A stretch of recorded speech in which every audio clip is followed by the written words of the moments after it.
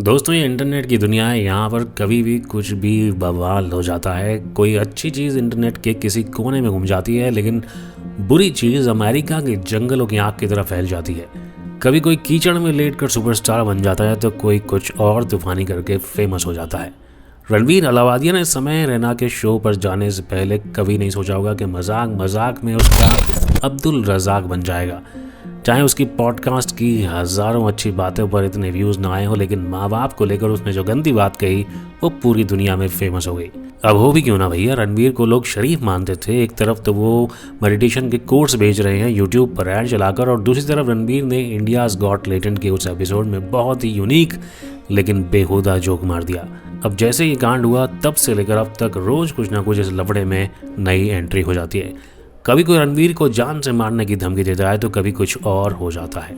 अब इंटरनेट की इस खोजी दुनिया में लोगों ने एक नायाब हीरा खोज निकाला है। कुछ लोगों को लग रहा है कि इससे रणवीर की कुछ मुसीबत कम हो जाए, क्योंकि भैया जब ये इस तरह के जोक मार सकता है तो रणवीर क्यों नहीं। दरअसल अब इंस्टाग्राम पर एक वीडियो वायरल हो रहा है कपिल शर्मा का, जिसमें वो भी माँ बाप को लेकर कुछ जोक मार रहे हैं। आप खुद ही सुनिए वो क्या बात है। दो चीजों का बड़ा क्रेज है, एक फिल्मों का, दूसरा क्रिकेट का। बंदा बोर्ड के एग्जाम में ना पढ़ने के लिए सुबह 4 बजे कभी नहीं उठता। अगर क्रिकेट का लाइव टेलीकास्ट हो तो 4 बजे उठ के बैठ जाता है। और कई तो इतने शौकीन होते हैं रात को 2 बजे उठ जाते हैं। क्यों? हाँ, क्रिकेट देखने के लिए। और क्रिकेट का मैच शुरू होना था 4 बजे, और फिर ये माँ बाप की कबड्डी देख के सो जाते हैं। अब ये क्लिप जैसे ही वायरल हो रही है, भांति भांति के लोग इस पे तरह तरह के कमेंट कर रहे हैं। कोई कह रहा है कि कपिल करे तो कॉमेडी, वो करे तो वल्गैरिटी।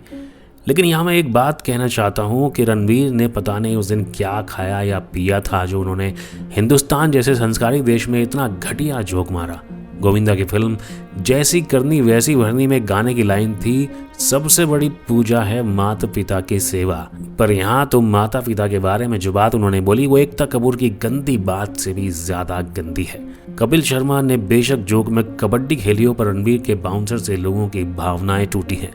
अंत में बॉलीवुड बाबा केवल यही कहना चाहता है, जैसी करनी वैसी भरनी।